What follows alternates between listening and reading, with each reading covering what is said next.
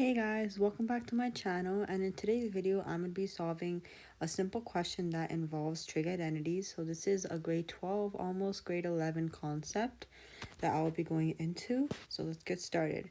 So in our question here, it says prove the following identity, which is sine 2x plus sine x over 1 plus cos x plus cos 2x, which equals to cot pi over 2 minus x.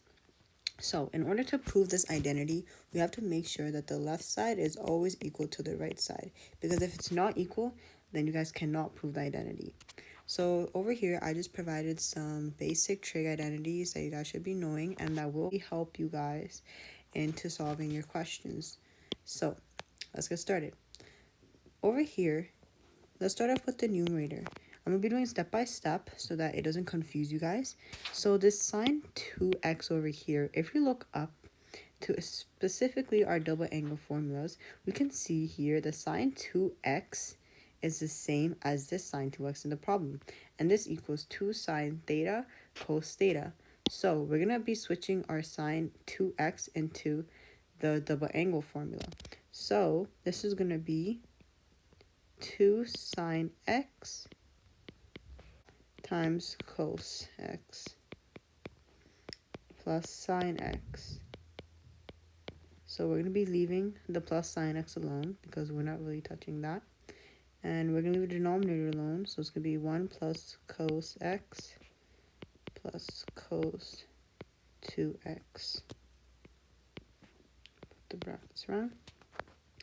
Now, we're going to be solving the denominator. So we're going to leave the numerator alone. So it's still going to be sine 2 sine x cos x plus sine x. So if you look in this equation, we have another double angle formula. So this cos 2x, which is right here, is basically going to equal to 2 cos squared theta minus 1. So we're going to replace it. So it's going to be 1 plus cos x plus 2 cos 2 cos x minus 1. So now that we have this, we're going to move on to our next step. We're going to leave our numerator alone because we're not going to be solving that just yet. We're going to be solving our denominator first. So we can see here that this 1 cancels out with this minus 1 because 1 minus 1 gives us 0. So these two are going to be canceled out, and now we're going to be left with cos x plus 2 cos square x. So now we want to make this simpler.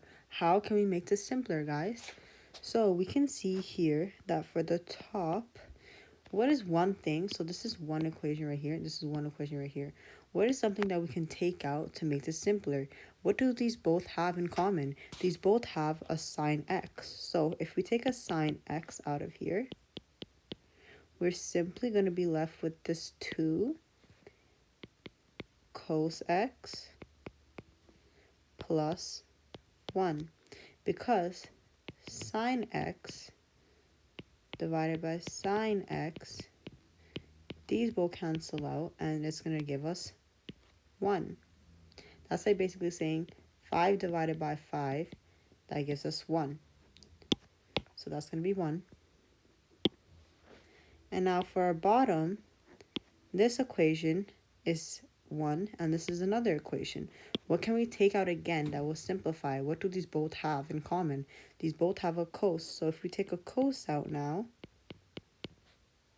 it's just going to give us 1, because like I said with the sine, so cos divided by cos is going to give us 1, plus we have 2 cos here, so this is just going to be cos. This is like cos 2x, right? We can split it up as cos x and times cos x. If you multiply this together, it gives us back to this one. So if we take 1 out, we're just going to be left with 1, right? So now you're just going to be left with 2 cos x. And now if you see these both closely, this here is the same thing as this. So this can be easily canceled out. And now all you're left with is sine x over cos x. So therefore, we have proved the left side. Now, we're going to be proving the right side. So we do have here co pi over 2 minus x. So we can see here from our tangent and cotangent identities, the co is equal to cos theta over sine theta. So this is just going to be cos pi over 2 minus x over sine pi over 2 minus x. And now this is A and this is B.